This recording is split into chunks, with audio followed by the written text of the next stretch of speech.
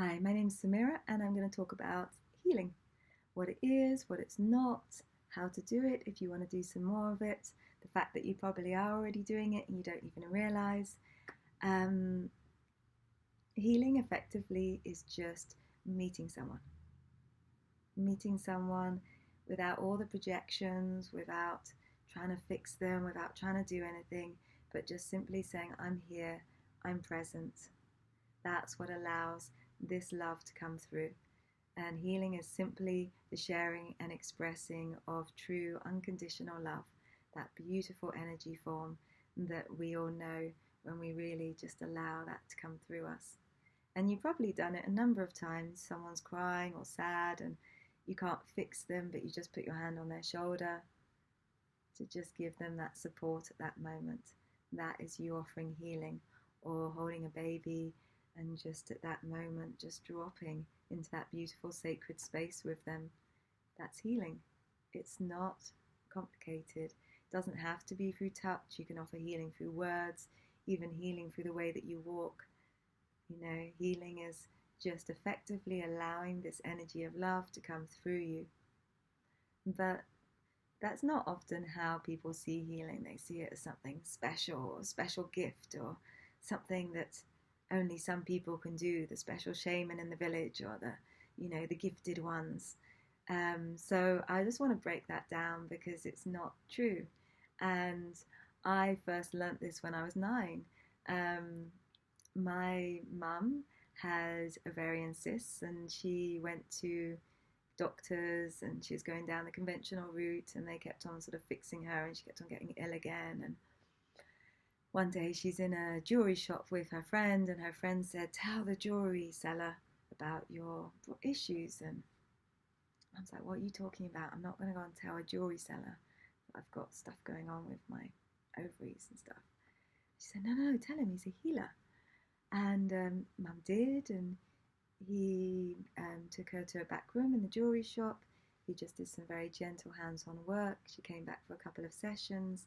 Next time she went to the doctor, she had scans. She had cleared the issues. They never came back again. Mum was blown away. She was like, this is amazing. This man is amazing. So she went to him and said, I want to promote you. I think everyone in the world needs to know about you. You have saved me so much pain and suffering. Please let me be your publicist. And this guy said, no, I don't want you to be my publicist. I want you to learn how to heal, because we all have the ability to heal, and we all can bring our focus and attention to that. And the more people in the world that are learning how to heal, the quicker this world is going to heal, that we're all going to become more loving, more connected, more engaged with each other on a truer level. So Mum did. She became a really amazing student of healing. And it's been a really extraordinary journey of learning that there is truth and there is a way to connect with people that is absolute and so beautiful. And then, like with any field, there is so much BS, there is so much illusion, there are so many ways to overcomplicate something that's super simple.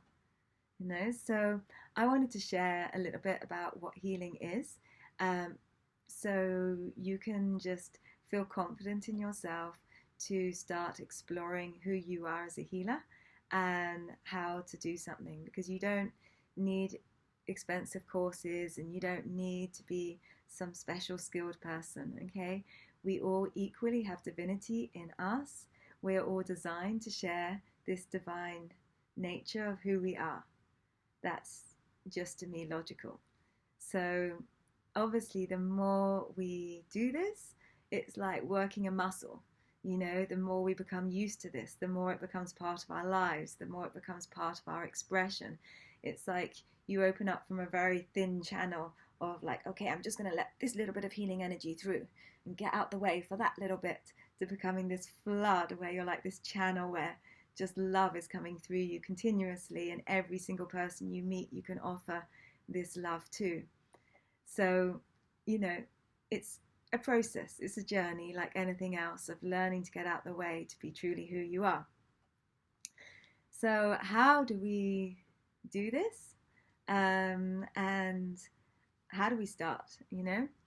Um, I'm going to start by describing how I would work with somebody who comes into my healing clinic, and the sort of steps I go through giving somebody a session. Now, there are different types of healing. You can do hands off, you can do distant healing, you can do all sorts of things. But in this particular scenario, I'm just going to talk very simply about how to do hands-on healing. Okay?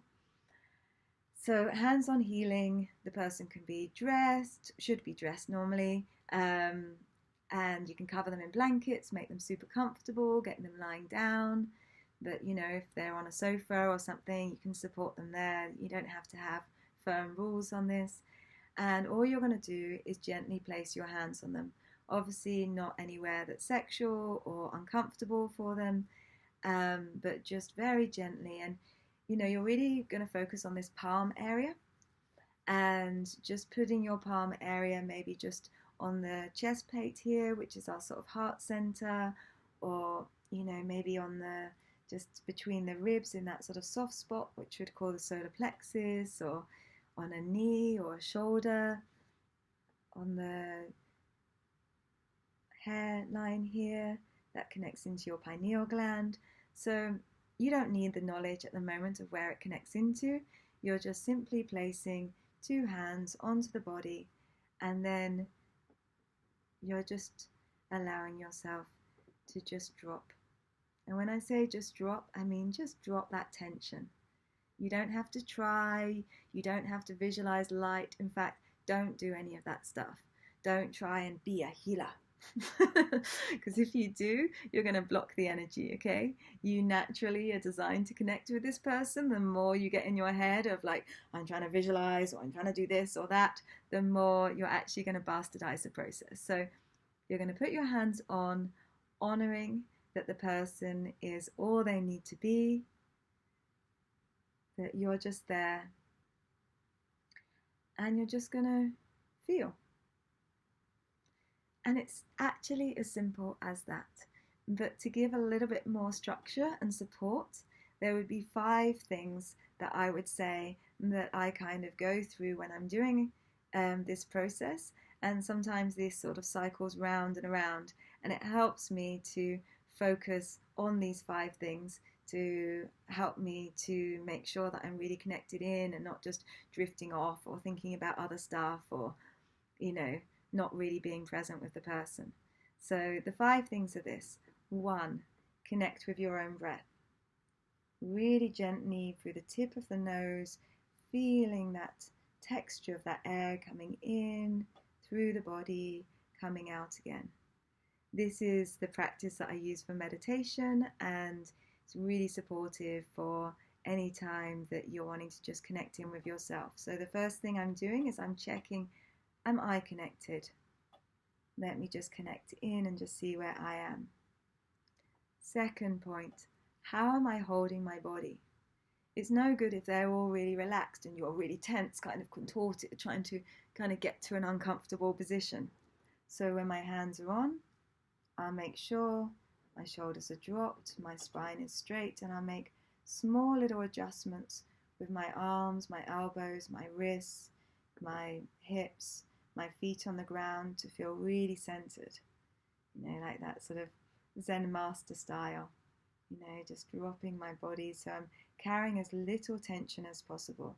I want to hold as little tension in my body as possible when I'm doing this. So I'm always just moving really subtly. And the more you do this, the more you start to feel how the energy can flow through. So you start actually tuning yourself in to be that conduit of the energy coming in. But to start with, just focus on making sure that you're not carrying tension in the body. You're just moving to support your body structurally to be as relaxed and present as possible. So third thing is the connection point between you and that person. So if you've got your hand on their heart, it's really easy to, kind of get a bit tired or whatever else, and you're suddenly putting weight on their body. And you don't want to do this.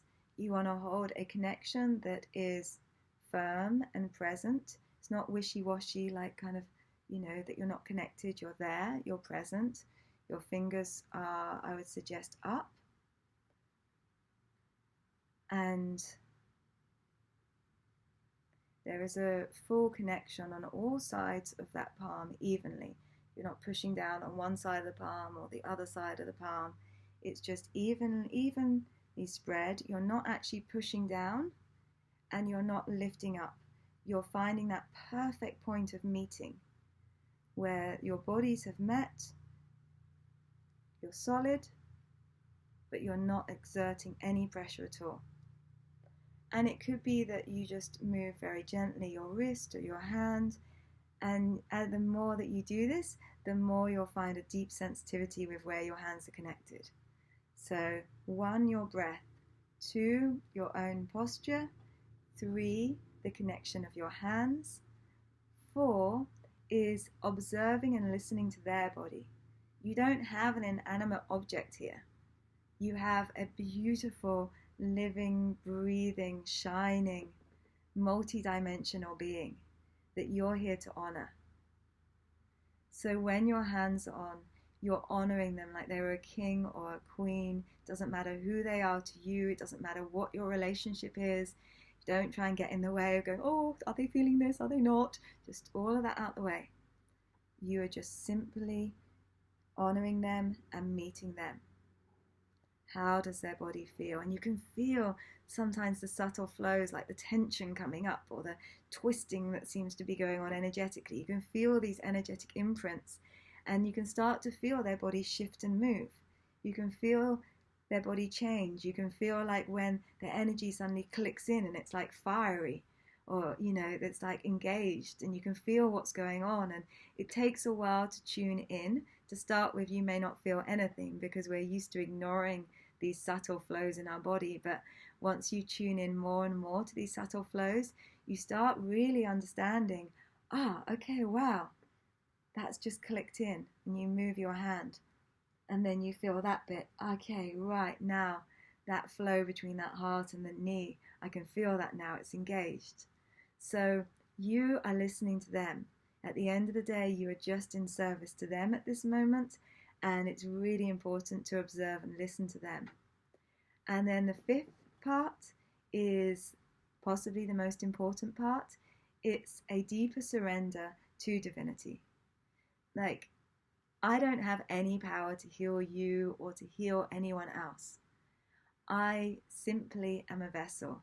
I am allowing myself to be a vessel of this universal love, this beautiful space, this service, to just be able to come in and support somebody. So to stay really humble in yourself, to just be there like, I don't know what I'm doing and that's okay.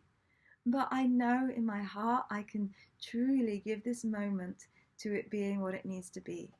I can truly give myself in total openness to just allowing divinity to move my body as it needs to support this person. And I might not know why I've now got my hand on their knee and their shoulder, but in truth, we're clearing a energetic imprint that's been stuck in their system, and it just simply, by my openness to be there at that moment, is what allows the magic, the alchemy to happen. So that 5th part of just saying in your own way, hello God or hello universe, or allow me to be truly be of service to this person, please support me in my learning, whatever that is of what feels true to you, is really fundamental to the process. So I hope that's helped you understand a little bit more about healing. If you'd like to ask me any questions or get hold of me, I have a website, innerheart.space, and I'd love to hear from you. Bye.